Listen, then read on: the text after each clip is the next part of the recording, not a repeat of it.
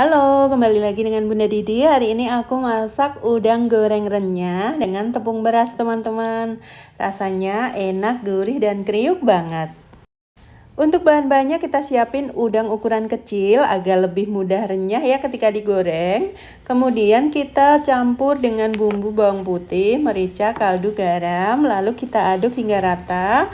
Diamkan beberapa saat agar meresap ya.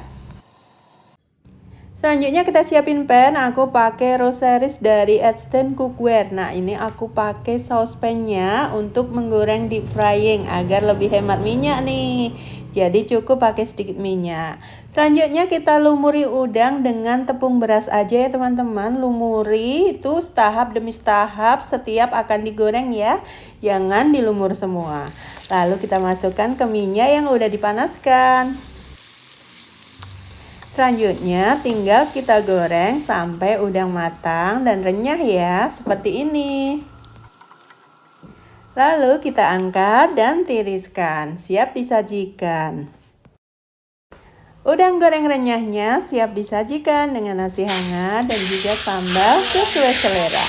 Oke, selamat mencoba ya.